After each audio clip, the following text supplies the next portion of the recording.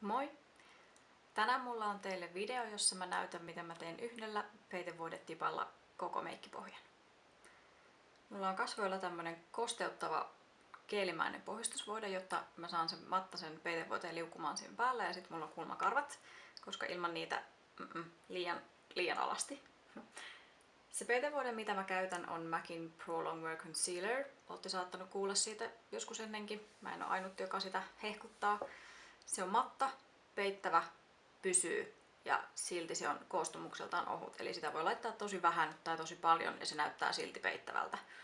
Mä laitan sitä yhden tipan kämmenelle, kämmen selälle ja sitten mulla on yksi tällainen töpösivellin. Näiden kanssa mä teen vähän aikaa näin ja kohta mulla on tasainen meikkipohja kasvoilla. Mä aloitan poskilta, koska niissä on eniten peitettävää punotusta.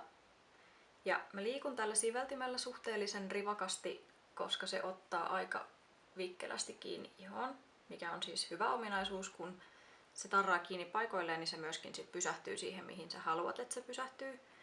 Mutta tarkoittaa sitä, että sen kanssa ei kauhean pitkäksi aikaa kannata jäädä ihmettelemään, että mihin sitä oltiinkaan laittamassa ja miten paljon. Että ihan vaan semmonen reipas vikkelä tahti.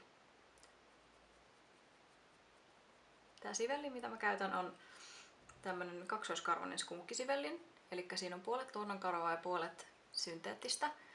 Niin se on sellainen yhdistelmä, että sillä sen värin saa siihen iholle tasaisesti, ilman että siihen jää jälkiä.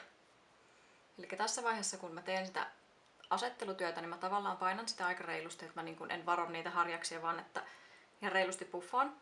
Ja sitten kun mä haluan siirtyä sellaiseen silotteluun, että se väri tavallaan on jo siinä iholla, että mä vaan hiukan enää viimeistelen sitä, niin sitten mä käytän vaan sitä synteettistä kärkiosaa.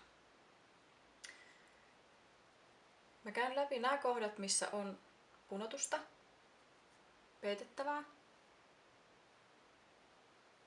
Ja kohta mä otan avuksi sienen, jolla mä käyn läpi silmänaluset.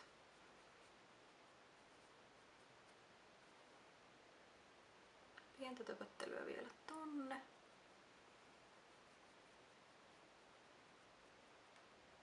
Ilmestyy nykyään näppyjä tämmöisiin ihan ihmeellisiin paikkoihin tänne poskipäille. Täytyy aina muistaa ne erikseen. Kuten sanottu, aika ohut kerros riittää, ei tarvitse kauhean paljon olla samassa kohdassa, että se iho näyttää tasaisen sävyiseltä. Nyt kun toi on suunnilleen tehty, ollaan siinä vaiheessa, että mulla on vielä tämän verran peitevoidetta jäljellä. Mä dippaan pehmoisen sienen kärjen siihen peitevoiteeseen ja käyn sillä läpi silmänaluset. Silmänalusilla tämä sieni toimii mun mielestä, jos mahdollista, niin vielä hiukan paremmin kuin sivellin. Mutta se riippuu ihan käsialasta ja tottumuksesta. Mä itse olen sitä mieltä, että sienellä mä saan sen vielä tiukemmin sinne iholle kuin siveltimellä. Mutta jos sormi tuntuu paremmalta tai vannot ehdottomasti siveltimen nimeen, niin käytän niitä. Mikään sääntö ei ole liian tarkka rikottavaksi.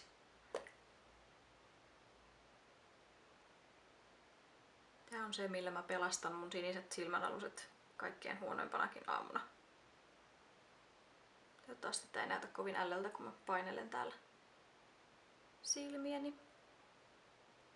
Mulla on karva nenässä ja kutittaa ihan julmasti. Saankohan mä sen pois? Hävisi. Katos, pois näkyvistä.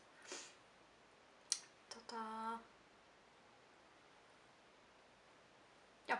Sitten mulla on vielä aavistuksen jäljellä sitä peitevoidetta. Mä käyn sillä läpi sit vielä nämä kohdat, missä mä en oo ollut olleskaan.